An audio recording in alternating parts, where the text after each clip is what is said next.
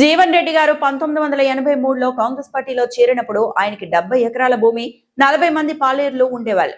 కాంగ్రెస్ కొండువ కప్పుకున్న తర్వాత 70 ఎకరాల భూమి లేదు, పాలేర్లు లేరు. ఆయన కాంగ్రెస్ కొండువ కప్పుకున్నందుకు ఇదా ఆయనకి దక్కిన ప్రతిఫలం అంటూ కంటతడి పెట్టిన జీవన్ రెడ్డి అనుచరుడు. ఆయన గురించి బతికేపల్లి గ్రామంలో మేమందరం దుఃఖపడుతున్నాం.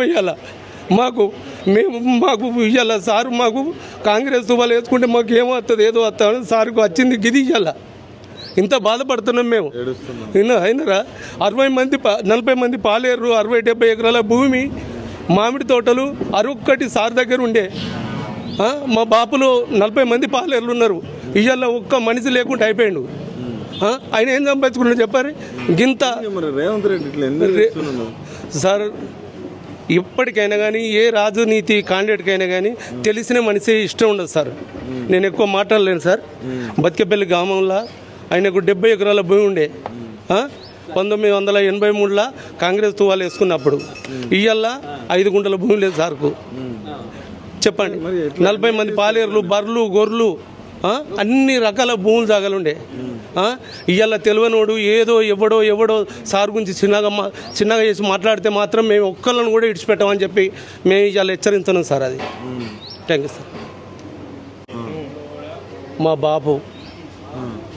మా బాబుల అట్లాంటి వాళ్ళు ఎంతోమంది 1983లో సారు కాంగ్రెస్ తువాలు వేసుకున్నప్పుడు సార్కు 60 నుంచి 70 ఎకరాల భూమి ఉండే. బతికేపల్లి గ్రామంలో 60 నుంచి 70 ఎకరాల భూమి ఉన్నప్పుడు 40 మంది పాలేర్లు ఉన్నారు.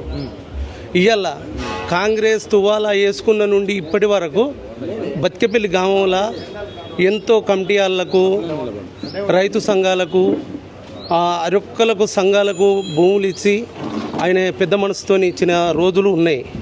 ఇవాళ 40 మంది పాలేర్లు లేరు, కాంగ్రెస్ తువాల లేదు.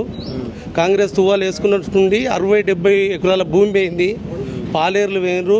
బతికేపల్లి గ్రామంలో 5 గుంటల భూమి లేదు సార్కు. ఆయన ఏం సంపాదించుకున్నాడు చెప్పుర్రి.